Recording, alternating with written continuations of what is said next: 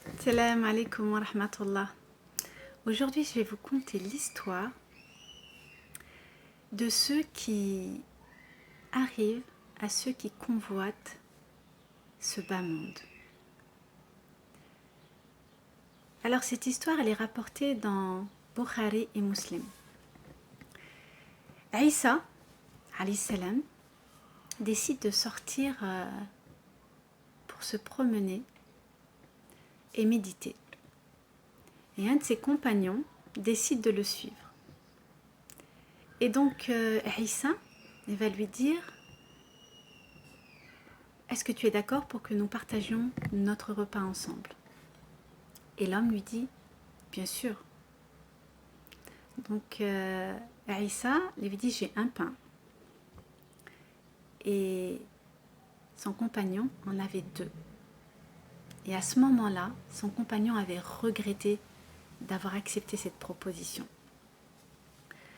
À un moment donné, Isa alayhi salam, il arrive à un endroit où il prie. Et profitant du moment de prière de Isa, le compagnon se cache à un endroit et mange vite un des pains. Et ainsi, chacun avait un pain à manger pour le moment du repas. Et donc, le moment du repas arrive et chacun mange le morceau de pain qu'il a. Ils continuent leur route. Et sur leur route, ils rencontrent un aveugle.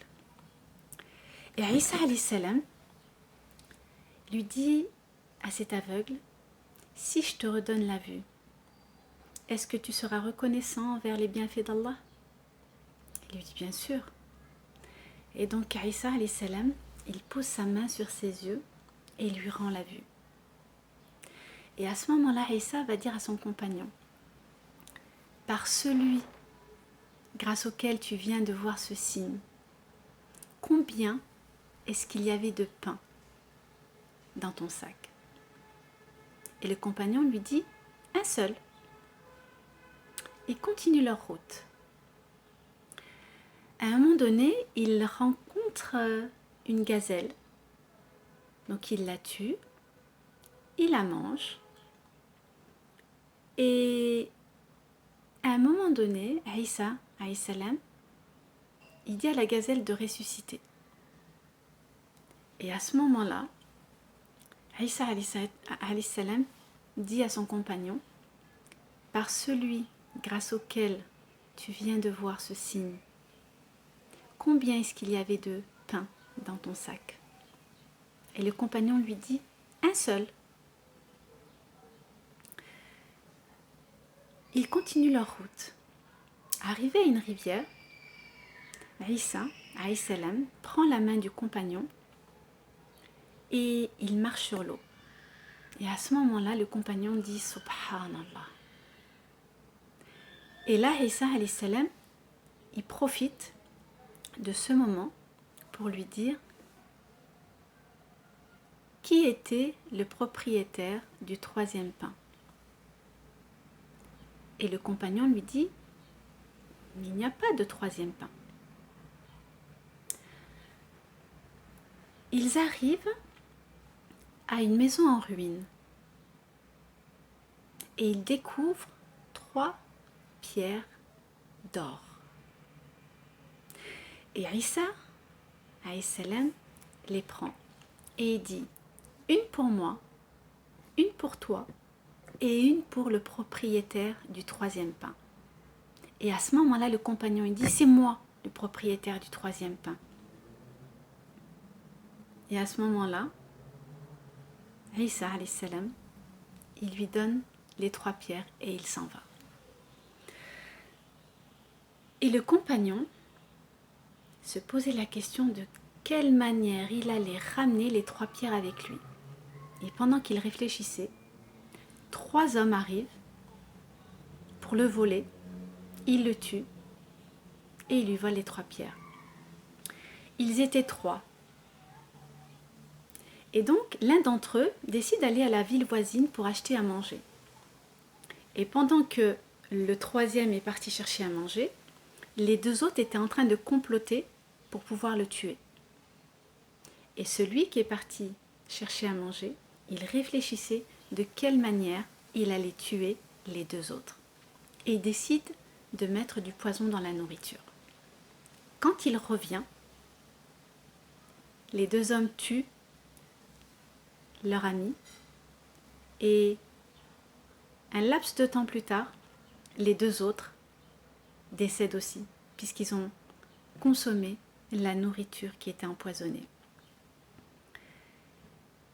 Et après, Isa, alayhi salam, revient à cet emplacement avec ses autres compagnons. Et il découvre les 4 hommes morts. Et là, il leur dit, regardez ce que provoque la convoitise de ce monde. La convoitise de ce monde, elle provoque la chute. Elle provoque la perte. Plus on convoite les biens de ce monde, plus on oublie l'essentiel. Et plus on veut encore convoiter et thésauriser et obtenir et avoir toujours et encore et encore. L'être humain, quand il souhaite quelque chose et qu'il obtient cette chose, il en veut encore. Et il en voudra toujours et toujours. S'il n'a pas cette force de résistance à l'intérieur de son cœur pour justement combattre ces illusions éphémères de ce bas monde, le monde et ses bienfaits illusoires vont l'absorber entièrement. Et il n'y aura d'autre résultat que l'oubli de l'essentiel. C'est pour ça que nous devons avoir cette force de résistance et revenir toujours à l'essentiel et se dire que tout ce que contient ce monde n'est que jouissance éphémère et que tout sera voué à disparaître. Et la seule chose qui restera, c'est la face d'Allah. Et c'est vers lui que se fera le retour. Et c'est ça que nous devons avoir à l'esprit. C'est le retour vers Allah subhanahu wa ta'ala. Et quand on a ça à l'esprit, on ne se perd pas sur la route.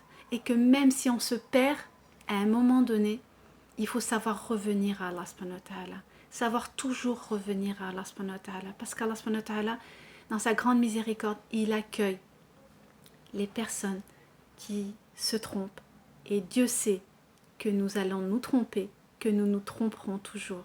Ça fait partie de notre conception. C'est ce qu'Allah subhanahu wa ta'ala a voulu. Il nous a créés comme ça. Nous sommes des personnes qui fautons, qui commettons des erreurs. Mais l'essentiel, c'est de pouvoir revenir à Allah subhanahu wa ta'ala. De ne jamais oublier que celui qui va accueillir notre pardon, c'est le maître des mondes.